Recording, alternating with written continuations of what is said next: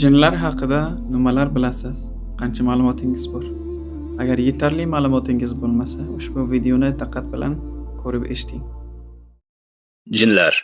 Ular ham bir olam bo'lib, xuddi insonlar singari yeydi, ichadi, oilali, farzandli bo'lishadi. Alloh taolo ularni ham o'ziga ibodat qilishlari uchungina yaratdi. Biz insonlar nimaga buyurilgan bo'lsak, ular ham bizga tushirilgan shariatga amal qilishi vojib qilingan.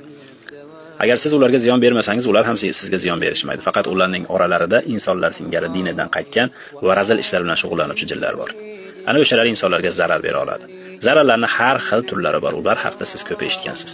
Ulardan himoyalanish va ularga yoqmaydigan omillar quyidagicha. Qur'on tilovati.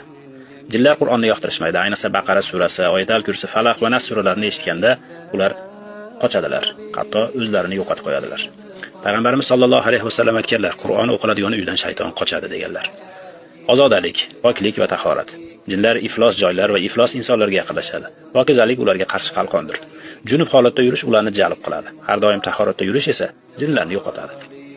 Ozon aytilishini jinlar yoqtirmaydi. Ozon aytilganda ular chiday olmay qochishadi. Payg'ambarimiz sollallohu alayhi vasallam aytganki, azon aytilganda shayton qochadi, hatto qo'rqinchidan gaz chiqarib uzoqlashadi dedilar. Atir, ya'ni xushbo'yliklar. Jinlar ayniqsa misk, a'lo sifatli atirlar, tabiiy xushbo'yliklarni yoqtirishmaydi. Bu ularni bezovta qiladi. Sog'lom iymon, tavakkul va zikr. La ilaha illalloh, astag'firulloh, subhanalloh, alhamdulillah, Allohu akbar. Bu zikrlar qalbni tozalaydi va shu bilan birga jinlarni quvib chiqaradi. Ruqiya, Qur'on bilan davolash. Jinlarning tanasidagi ta'sirini yo'qotish uchun ruqiya qilinganda ular og'riq his qiladi va qochishga majbur bo'lishadi. Islomiy muhit, masjid, zikrli uy, diniy eshituvlar. Jinlar diniy muhit, tasbih, Qur'on eshitiladigan, Qur'on o'qiladigan, namoz o'qiladigan joylarga tura olmaydilar. Jinlar yoqtiradigan narsalar bulardan iborat. Iflosliklar, musiqiy, uyalib turgan muhit, isrofgarchilik, urush, janjal va tartibsizlik.